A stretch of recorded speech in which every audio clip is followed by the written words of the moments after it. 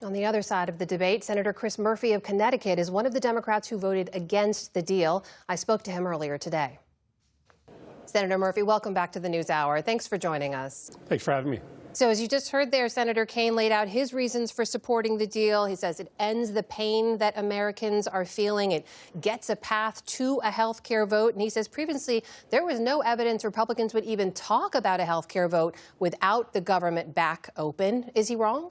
Well, Tim and I just have a disagreement about this. I think we actually lose leverage in our fight for Americans now that we have capitulated to Donald Trump without any real protections for people's health care or our democracy in the short-term funding bill. The fact of the matter is these premium increases were just being noticed to Americans. The pressure was going to mount on Donald Trump and Republicans over the next few days and weeks to do something about this oncoming catastrophe, premiums going up by 75%, 100%, 200% on many Americans. I think the problem here is that the old rules don't apply. President Trump is likely to be emboldened by winning the acquiescence of 8 Democrats. His illegality is likely to grow.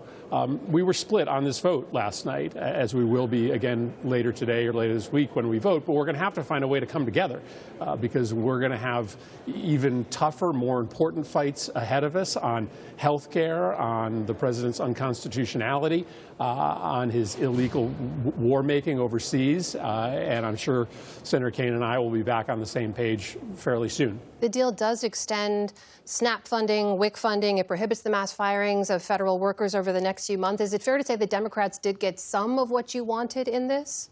Well, I mean, SNAP funding just starts when the government reopens, so that's not a special provision in this budget. I mean, listen, what did we say when this fight began? We said that we were only going to vote for a budget that stopped these health care premium increases from going into effect. 8 Democrats decided to change their position, and now these premium increases are likely going to go into effect. I am rooting for my 8 colleagues. They believe that Republicans are going to now come to the table and engage in a good faith negotiation to try to prevent these premium increases from going into effect. Anything that I can do to try to help make that a reality, I will.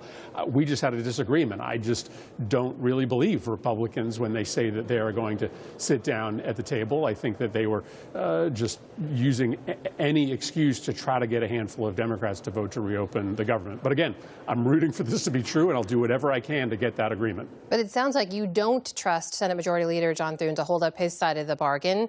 What do you do then? Are Democrats prepared to shut the government down again?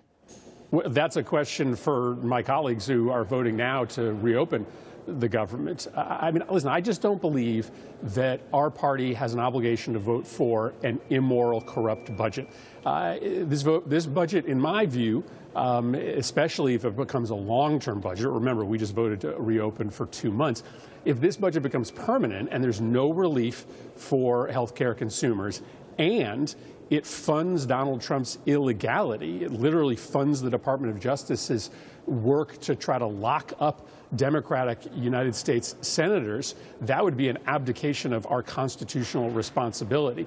So I know that there was a lot of pressure on some of my colleagues to temporarily reopen the government, but I hope that we are united to say we are not going to vote for a full-year budget that doesn't have real serious checks on Donald Trump's corruption of his power.